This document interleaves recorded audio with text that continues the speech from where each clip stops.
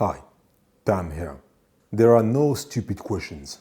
Often in a class or in a seminar or a meeting of some sorts, you find that some people will not ask certain questions because they are afraid to look stupid. But there are no stupid questions. Practically every kid has an inquisitive mind. If you speak to little kids who are discovering everything, they have barely learned how to speak and how to walk, and now they're exploring everything and they will constantly ask you questions. So typically a kid will ask you, or will ask his parents, why are flowers dying? And then the mother or the father will say, well, everything dies in life. All living things die. And the kid will say, why? And the parent will say, well, because that's the way it is. It's life. Everything lives and dies. Why? Well, that's because, things are being born, they grow, they get older, and they die. Why? And they say, well, it's just the way it is. I mean, flowers, they start small, they grow, they're budding, they're growing, and then they die. But why? So you say, kid will always ask, why? And ultimately, when the parent will run out of answer, the parent will say, listen, stop asking stupid questions. And that's where it starts. That's when that child's inquisitive mind is being suppressed. Because the provider of answers has run out of explanations. Why is blood red? Well, it's because blood is made of red blood cells. These are the majorities of cells in the blood, and they are red. That's why we call them red blood cells, and that's why the blood is red. But why are those red blood cells red? Well, you know what? Stop asking stupid questions. But is it a stupid question, really? Why are red blood cells red? So, there's no stupid question in life. And then, at school, maybe the child is attending some religious classes, whatever the religion. And there will be similar questions. Me, for instance, as a kid, I grew up as a Christian. I'm not a Christian. But as a kid, I was a Christian. Not by choice, obviously. And so I was absorbed into that Christian folklore and traditions, Easter, Christmas, and it was wonderful as a kid. But I think when I was about maybe, I would say, 6, 7 years old, I started asking questions that would make religious people uncomfortable, especially when I was 7, 8 actually, They will teach kids that, Adam was first created, was the first human being created by God. And right there, I would ask myself, now wait a minute. So at the beginning, the first person was Adam. But then, that was not the beginning, because before that, there was God. So what was God doing? And I was fascinated by that. What was God doing before creating anything? And they would tell me, let's stop asking silly questions. But as a kid, I will keep on asking that. No, but really, that's not the beginning, because God was already there at the beginning. And you told us that God created man to his own image.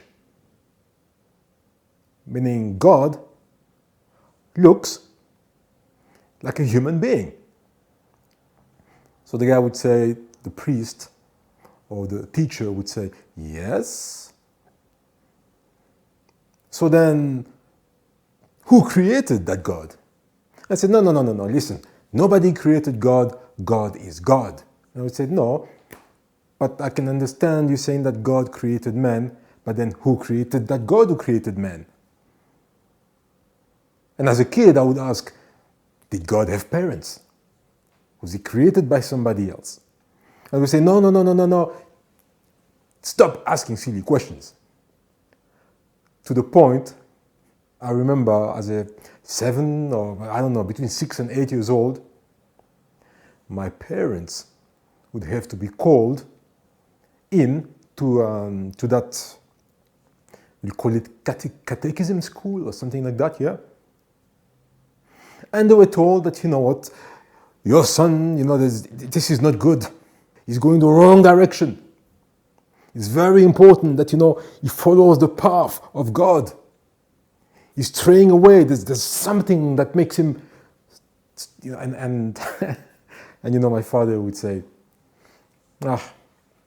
you wouldn't really say anything, but you would understand. You would say, these are genuine questions. We would not tell them, but you would tell me that those are interesting questions and I don't know the answers. And later on, talking about science, still when I was in primary school, by then I was probably about 10 years old, we were being taught the Big Bang theory.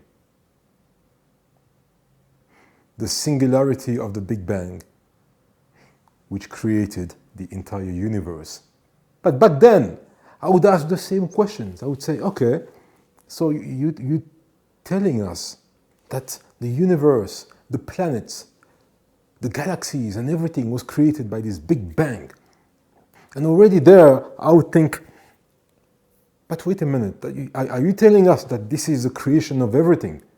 Yes. The Big Bang singularity, that singularity created everything. And we know that because we know that the further you look at a galaxy, the further it pulls away from us. And this is the result of this explosion. And I would say, yeah, okay, I understand, but what was there before the explosion? And the teacher would say, nothing. Okay, but now you're telling us that this singularity happened more or less 14 billion years ago. So you're saying that the age of the universe is about 14 billion years. Yes. But then what was there 15 billion years ago? Because time is infinite, right? Yes. So before the Big Bang singularity, time existed.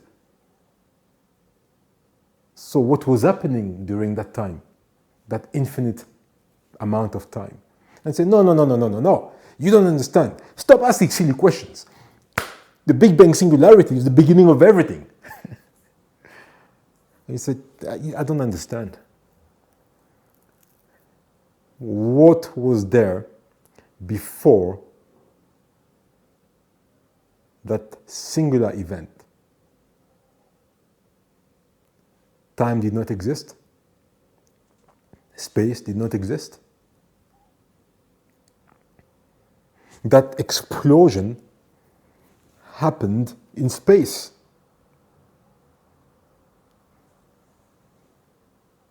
It explodes and our universe expands, but there is space in which the expansion is taking place. You don't understand. Stop this now. I mean, you see, so it's, these are good questions, and we should question everything. We should challenge everything. Don't let anybody tell you that your questions are silly, your questions are stupid.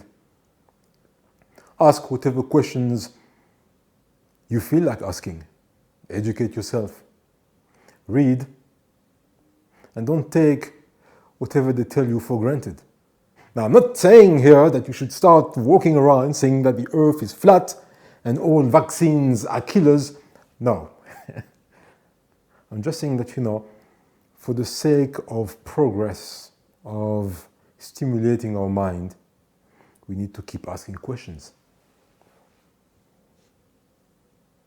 And sometimes, you might find yourself in a room and you ask a question that is thought to be stupid by others, but when the question is posed to the interlocutor, everybody's glad that you asked the question.